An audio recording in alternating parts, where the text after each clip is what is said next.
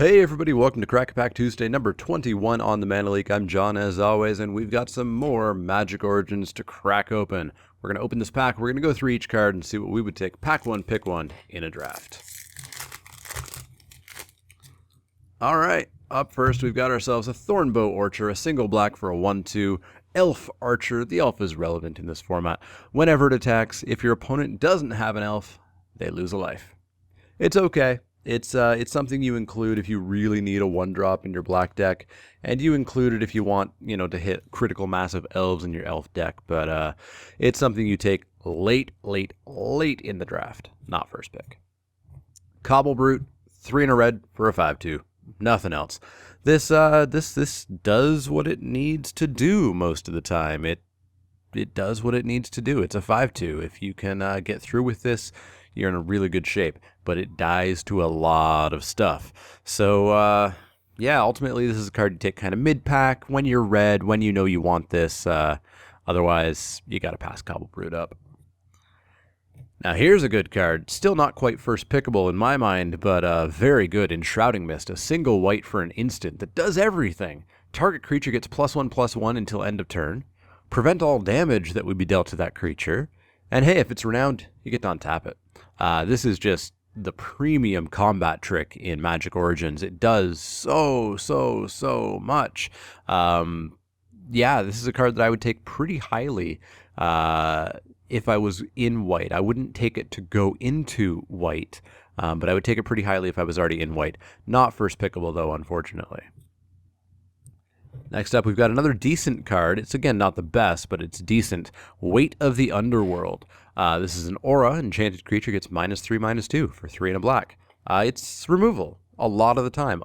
2 toughness is pretty darn common. It kills the Thornbow Archer. It kills the Cobble Brute that we've seen so far. And you don't even necessarily need to kill something with this.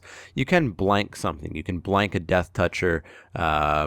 I don't terribly advise using it this way, but you can make a Scab Goliath smaller. I've seen a lot of people do that. It's fine removal. It's not premium, but it's fine.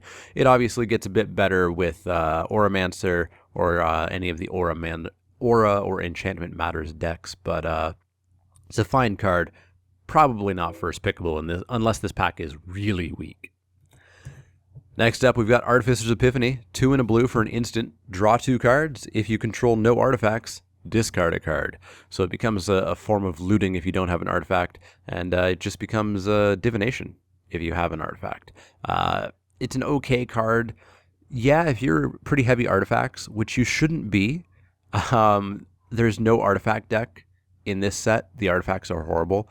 There's a Thopters deck, which masquerades as an artifact deck, and if you're a heavy Thopters deck, then yeah, you could play one of these, maybe even 2, but that's going to require a critical mass of Thopter makers, plus a Thopter Spy Network, probably. Otherwise, you're not going to really want this. This is a late pick. This is a last pick card. If you want this, if you're the deck that wants this, you're going to get one of these. You're going to get, 7 of these. Next up, good old Evolving Wilds. It's a land, you get to tap it, sack it, and go and find yourself whatever land you want. Put it onto the battlefield tapped. I like these cards. I like Evolving Wilds, even in 2-color decks. It just makes sure that you get what you need. It's a bit slow because the land comes in tapped, yep, but it does what it needs to do. I love to have one of these in every deck I play. Maybe if I somehow ended up in a monocolored deck, I wouldn't want one of these, but any other deck in this format, I want one of these. I'm not going to take them too highly, but since the power level of Origins does drop off really fast, this is still going to end up being a 4th, 5th, 6th pick for me a lot of the times. Next up, we've got Stalwart Haven, 2 and a white for a creature bird soldier to 1/3 with flying and renown 1. So when it hits your opponent, it becomes a 2/4 flyer. For 3 is really good. Renown is really good. As I originally talked about in my set review, it's really good on creatures with evasion or ways that you're pretty sure you're going to get in for the Renown. And Stalwart Haven's going to get in. A 3-drop flyer is probably not going to be blocked all that often unless it's just outright killed. And a 2/4 flyer becomes pretty serious business. I like this guy. It's a relatively high pick for what in most sets would seem like a really weak card. But yeah, Stalwart Haven, not bad. Guardian Automaton is next. It's a 4 colorless mana artifact creature construct. When it enters the battlefield, you get 3 life. When it dies, you get 3 life. And itself is a 3/3. I don't like it. It's a 4 mana 3/3, which is starting to get a bit overcosted. And yeah, when it dies, you get 3 life. But you had to play this card.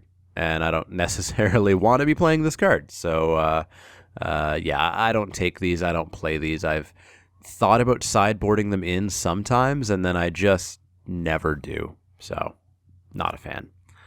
Leaf Gilder, we've first picked this before on a Crack-A-Pack Tuesday. Wanted a green for an Elf Druid, tap it, get a green, and it's a 2/1. It's a mana dork. It does what it needs to do.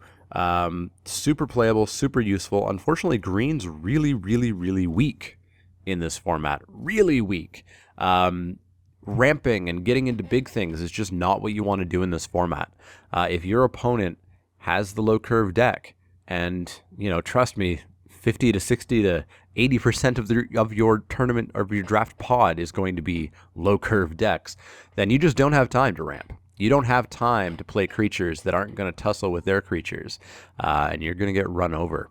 So that actually kind of drops Leaf Gilder. Leaf Gilder could be the best card in the pack, and at least now, I still might just not take it.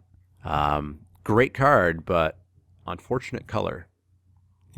Next up, we've got Zendikar Incarnate. This is a 2 red-green star 4. Zendikar Incarnate's power is equal to the number of lands you control. So it's a 4/4 when it comes out at least, and then a 5/4, 6/4, 7/4, 8/4. Probably won't ever see it much bigger than that, unless you're in a stalled-out game. It's a fine creature. It's perfectly costed. It's a 4/4 for 4 at its absolute worst. I guess you could get a 3/4 if you had a Leaf Gilder to get this out. But this is totally not first pickable. None of the gold cards are first pickable. The gold cards are great in their deck, but you don't take them to go into that deck. And nobody will ever splash for one of these gold cards, or nobody should ever splash for one of these gold cards. And that means that if you're the red-green deck, you're probably going to get one of these if they're in the draft pod. So don't take these first pick. Don't take these super highly. Take these when you're certainly in that color. So pack 2, pack 3. Next up, we've got Conclave Naturalists, a totally fine card. It's a 4 and a green for a 4/4, so it's slightly more costed than Zendikar Incarnate is, but when it comes into the battlefield, it destroys an artifact or enchantment. And there's a lot of enchantments running around. Suppression Bonds at common is gross. And white being so overpowered and deep.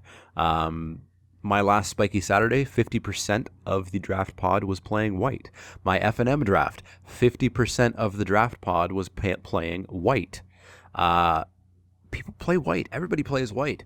And there's suppression bonds going around left, right, and center. So these guys may very well have a target. And even if they don't, they're a 5 mana 4/4. They're perfectly fine.